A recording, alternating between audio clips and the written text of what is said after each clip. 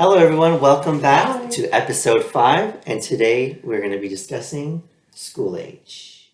Hey everybody, and welcome to the Worldwide Workshop. My name is Matthew, and with me as always is Justin. This is a masterclass for early childhood educators.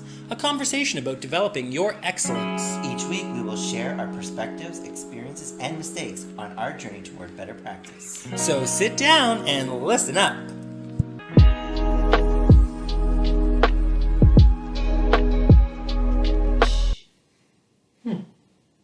Matthew, tell us about school age. Well, I've done school age care for most of my career as an ECE, and I started off there working for my aunt in her daycare called Magic Beans. It's in Halifax, and it is, at the time it did preschool and school age care, but primarily it's school age care. So as I said in the last video, when I started there, my Aunt Jody said, if you mess up, I'll let you know. And that was her main direction to me because, I was still in my teens. I think I was 18 at the time. So, still a kid myself. Basically, it's just be cool, have fun, be kind, and clean up and, everything else that the boss wants you to do. But yeah, it was an amazing experience.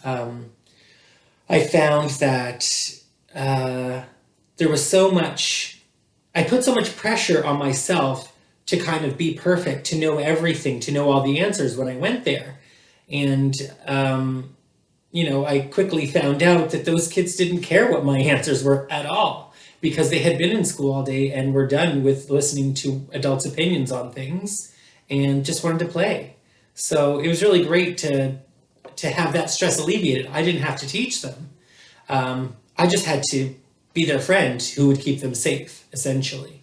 And I think that's a really good entry point for any ECE, to not go in thinking that you have all the answers or that you should have all the answers. Not going in thinking that you have the knowledge that needs to be passed down.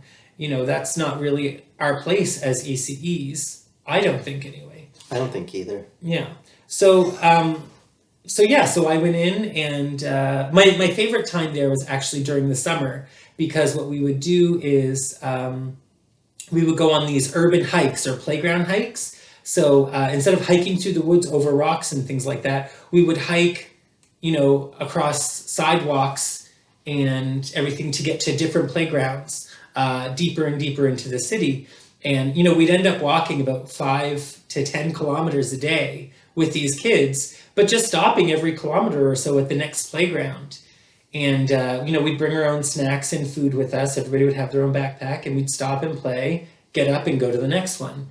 And it was such a good time because, I don't know, you didn't have to structure the day. You didn't have to fill the space. You could really just be like a peer to the kids and play silly games like Would You Rather or 20 Questions. And, they're really superficial games, but the things that you learn about people when you ask them, would you rather be a cat or a dog? And their reasoning, there's no better way to really know somebody. And I think that, the summertime, the relationship building was just so key to being a part of that classroom, being the lead part of that classroom, to be the teacher, but to have that relationship of understanding and trust and interest. You know what I mean? I cared whether they wanted to be a cat or a dog, over the summer. So it was just so important to me. Anyway, and then the following year was such a better year because we had developed relationships all summer long together. Right. So yeah. Not Peter Greenhall. Oh my gosh. Magic Beans. I need to stop talking about Peter Greenhall. It's all I talk about. There was a comment in the last video. But yeah, Magic Beans was such a great start to my career, and it was primarily school age. And it's even better now than it was when I went there. When I went there, it was just one house. Yeah. And now it has, with a playground in the back, but now it has developed into a couple of houses, I think 3 houses. Yeah.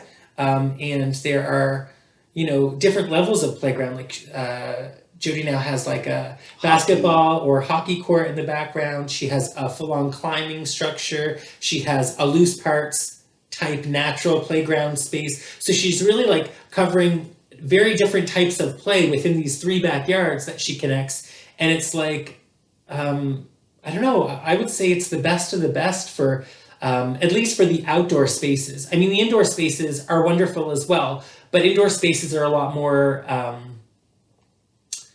don't know, personal tastes for indoor spaces. Outdoor spaces, she's got all different types of outdoor spaces in her one outdoor space.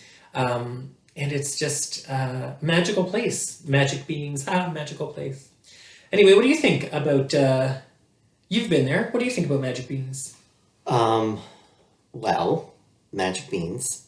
I have worked with some of the people that work there, Okay. and just that was my entry point. I mean, I know that I know you, and we've been there, but I like the space indoors because they are definitely inviting so that children want to be there, like what you were saying. So there's like a game room where the children get to go and play games, and they can still do that indoors as well as outdoors. So it's speaking to that.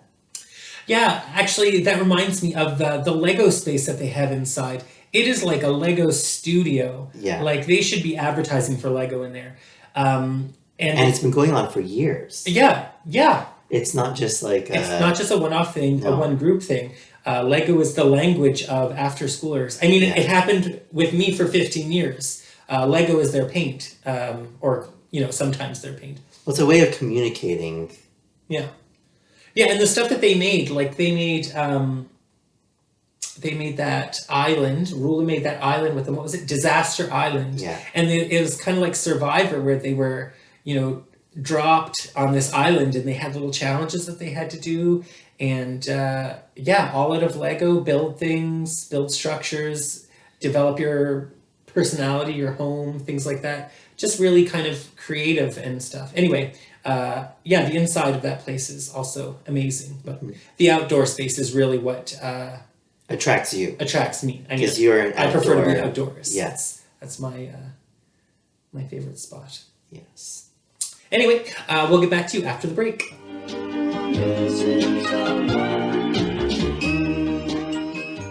Hey, are you looking for an ad space to promote your personal business? Just send us an email at justinwestart@gmail.com for your own audio ad and a shout out in our next YouTube video. We can include logos, photos, and other contact information for your business. Thanks and enjoy the rest of the video.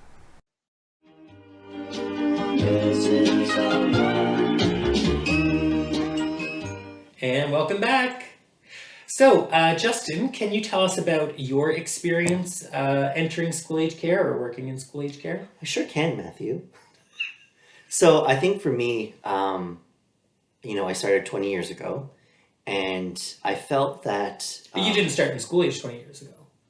no, but I mean my career in in childcare, and I had dreaded going to school age care since that's where I'm saying, like, Well, since where the did you start? beginning. What was your beginning space? Preschool. Oh, I Preschool thought it was was my, infant care, but I guess I'm wrong. well, infant care was like my first job, Oh, I guess. But when I started my, career schooling, it was preschool, okay. and then there was like school age going on, and I thought, oh God, no, I'm never going to do that. And this is in Toronto, and I never saw a program that I was able to connect with. I didn't understand the age group, and so I never wanted to participate in school age. Mm-hmm. And then years later, I had the first opportunity to do that, and I didn't feel comfortable in being there. The things that were going on in my head were, these children are old enough to tell me whether they like something or not, and it's weird because so can preschoolers and so can toddlers, but for some reason I kept putting up barriers for school age and not wanting to fully commit to that age group. Yeah. And then actually the best experience is working with you in school age, where it was kind of freeing that I can kind of do the things that I want to do that makes up my quirkiness or Yeah. spontaneous, and the children sort of entertain it. They're thinking, okay, who is this guy? I'm going to try this out. And you can do that in other age groups, but there's some sort of like routine that keeps coming into place in other age groups, where school age, we kind of make the routine up ourselves. Yeah, yeah, like depending on the day and the mood of the kids, they're a little bit more flexible with routine. They don't need snack to be at a certain time in order for them to Or you feel can just say to them, dysregulated. go have snack. Like we'll have like a bowl of apples or something, and we're like, go eat. Like you can be sarcastic. You can just be natural. A little bit more natural. Yeah, Yeah. absolutely. I find that that makes you a better teacher. How do you say? Like, well, you were saying like you were nervous about going in because they could tell you that they didn't like something, or they were more likely to tell you that they Right. didn't like something. And I think that makes you a better teacher because you're a little bit more kind of accountable. You know what I mean? In younger age groups, if you're a kind person who listens, then you've got them pretty much. You know what I mean? Yeah. But in school age care, you've got to do a lot more. You've got to listen to them. You've got to know who they are. And they're not going to, they're not going to put up with you faking it. I have had some fake coworkers in school age, and the kids had no time for it. They're like, "Oh, I don't want to talk to Justin. Matthew, what are we doing here?" Even if they knew my answer was going to be no, they'd rather talk to me about it Right. than somebody else because, we had an authentic relationship in that room. And another reason that I think that it makes you a better teacher going into school age is that, there are all these excuses, I'm just going to say excuses, working with infants and toddlers and like pre-language children, saying that, well, you don't know what they're saying, you don't know what they want because they can't tell you, right? Go ahead and work in school age and see what they tell you because they'll tell you something different every day. Right. They'll tell you exactly what you don't want to hear, even if they believe something else. They're so much more developed in their personality and in their moodiness that you've really got to know how to read the room each day to understand more about them. And really, like if you're thinking about child development, to bring in that early childhood aspect, you've got to know that stuff because you're getting them from the time they're 5 years old till they're 12. And Yeah. there's so much development in there that your training really comes into play. Yeah, and you don't work with a 5-year-old, then a 6-year-old, then a 7-year-old, then an 8-year-old. You work with 5 and 12-year-olds at the same time doing the same thing, negotiating a space that they both want to use and have different reasons for wanting to use it. That's right. And you've got to be like, well, I know that you want to read your novel here, 12-year-old, but this 5-year-old really wants to dress up as a princess. Yeah. So, I don't know what we're going to do. Yeah. But the other thing about it is to go back to what I was saying about the communication, Right. really understanding people's nonverbal communication helps you so much as an ECE. And you can get it in infants, but in my experience, I really got it in school age because, kids will sometimes say the opposite of what they think Right. for whatever reason. Who knows what's going on in their life, but they will tell you, something else, and you've got to see past that and find out more, like what makes them excited, what makes them sad, what makes them want to come, what makes them want to leave, that sort of thing. Right. And you've got to know that when you're, developing, especially when you have to do group games with them. I mean, there are some times that, you're just in a space that you're like, hey, let's all do this together. Right. It only works if we all do it. Like parachute games, you can't just do that with one or two. I think that was my first experience, like when I went to school age. Yeah. One, I didn't really want to be there. Yeah. Two, it was like, how do I plan for these children? And then I kept thinking like I had to be in control of everything. And then my second time, it was more fun related. Right. And then they were kind of planning the curriculum, and I just sort of supported that. Yeah. Yeah, I think it's funny like that because you kind of have to know everything, Yeah. but then not be the boss. You know what I mean? But give the space for that. Give the space for it. I had a kid in my care once, his name was Paul, and whenever we would go anywhere on any bus or walking anywhere, he would always say to me, how do you know everywhere to go? How do you know where every playground is and how to get there and how to get back and what to do if the bus doesn't show up? Why are you the one who knows everything? And I just laughed and I said, because I have to. You know, we've got 20 plus kids. One's in a wheelchair, and we're getting on a bus. So if the bus doesn't want to stop because I have a wheelchair with me, which happens, or doesn't want to stop because there's too many people in the bus, or stops and says, I can only let on 7 of you. You know, I need to have a contingency plan. I need to know what I'm going to do in that situation for the safety of those kids and, you know, for the peace of mind of the other staff. So, like, you said you didn't want to control it, or you didn't know how to control it. And it's like, you can't control it. All you can do is be prepared. Know the entire city you're in, or, you know, the entire park that you're in, or wherever it is. And then just be able to go with the flow from there. I think. And, you know, the kids will lead. They will. Yeah. Anyway. So we're going to go to another break. See you in a few.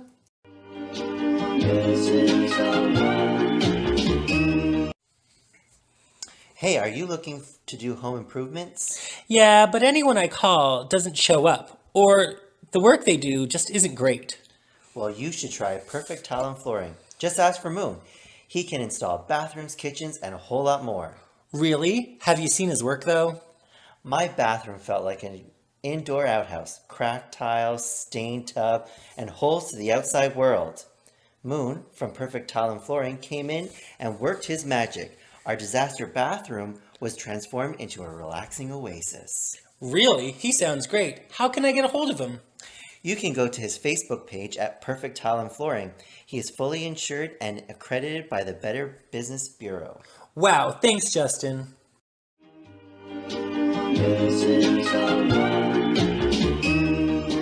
We're back. We're back. So, Matthew, with all this conversation about school age, what makes a school age teacher successful? Funny you should ask that. I thought I would. It makes me think of the summertime when all the Y programs were out, and they used to have the very young camp leads, like, you know, 15 junior leaders, but they were like 15 to 18 sort of thing, and they were running on the playground, they were climbing to the top, they were jumping around, they were engaging in play and risky play and rough play and excited play with the kids in a way that those kids didn't feel like they were being corralled or controlled. They were gone to the park with their older friends who would keep them safe. Yeah. And, you know, whenever we took our children to those parks and we would see them in the summer in those groups, those children still followed the rules. Like, they were still going in lines, they were still buddying up, they were still, but those leaders looked like they were having fun. Yeah. At the end of the, day.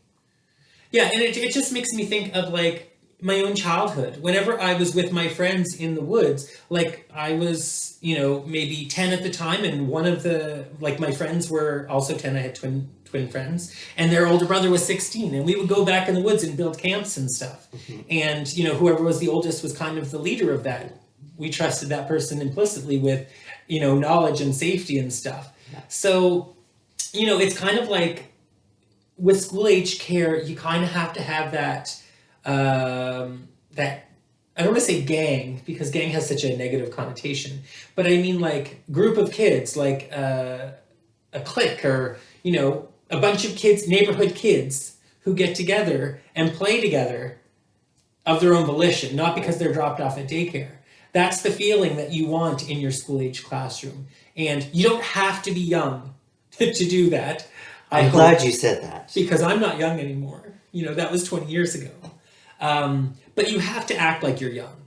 You know, you can't, everything can't be no because of safety. Well, I think that's not that you're acting young. You're just acting yourself with the mindset of having fun.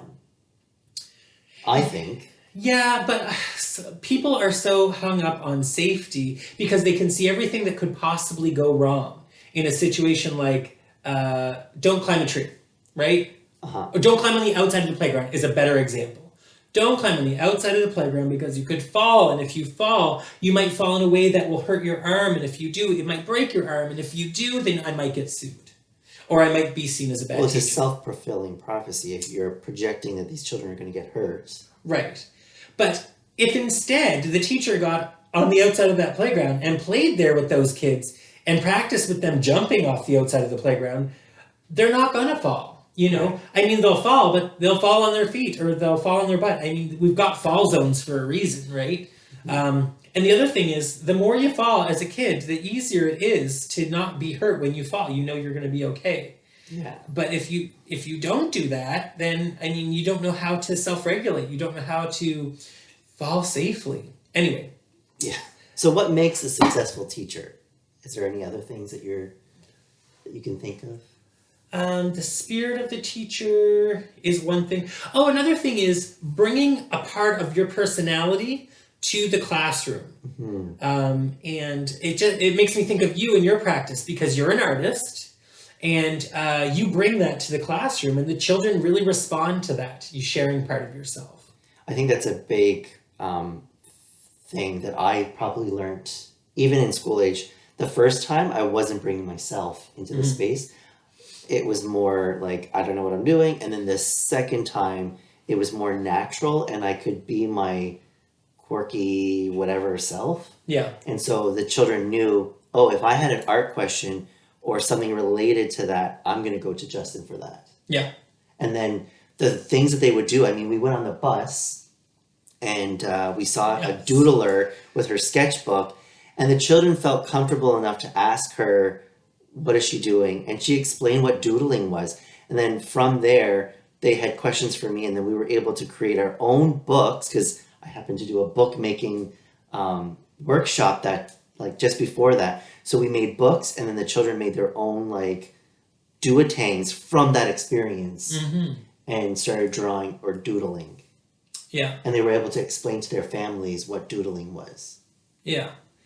Yeah. I actually have a little bit of the opposite of that because I love playing tennis, but I hate playing tennis with kids.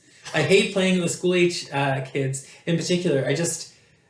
Everything about it frustrates me. So, I mean, I think it's important to bring parts of yourself to the classroom. Yeah. But then if there's things that are kind of your hobbies that you really enjoy, sometimes it's good to keep those at home as what, like completely separate. I don't know. That's kind of like weird advice, you know? It is. Do it and well, don't. from my experience, painting is my thing. Yeah. And I don't like doing or being around children that are painting. But I don't mind talking to a coworker on some like how to wash a brush or how to take paint out or how to respect all that, but then me walking away and letting that teacher experience that. Nice. So one more thing that I thought of when we were talking about all this that's important with school age is don't avoid pop culture. Oh no, that's You right. know, in younger age groups, we try to avoid pop music sometimes. Or books with and, things in it. Cartoon books, talking about cartoons in general, with younger kids, like preschool kids. Yeah. But school age kids are fully immersed in pop culture. They know the songs that are on the radio, Yes. and they do not want to listen to "Mary Had a Little Lamb" in school Or age. Kids Bop. Or Kids Bop. Exactly. They want to hear Drake. They want to hear like the actual song. They want to hear Kiki, right? And do the Kiki dance and do the TikTok challenge and things like that. Yeah. Yeah. And that, just when you just said that, I think that the most fun that I had is when we took challenges from social media and we brought it into the classroom. So we had like challenge day. We do like magic tricks, and we give that space to allow them to try that out, what they've learned, and then it's just a free thing in the classroom. Yeah, like don't hide away from it. It's cool culture, and they are cool culture now. From 5 to 12, that's definitely what they're into. And they're seeing it every day. Yeah, I remember the year we did choreography outside. Yes. And, you know, we could have choreographed to classical music, which would have been, you know, what most people would have recommended. But we didn't. We choreographed to Adele's Rolling in the Deep. And to this day, there is a set of 20-year-olds, I think they're 20 now, maybe 18 to 20. Well, one of them is only 18, right? Yeah, that's what I said. Oh, yeah. 18 to 20-year-olds who will know when that song comes on exactly what to do to the beat. Yeah. And I was talking to one of them, a couple of months ago maybe. Years ago, maybe. No, it was months ago.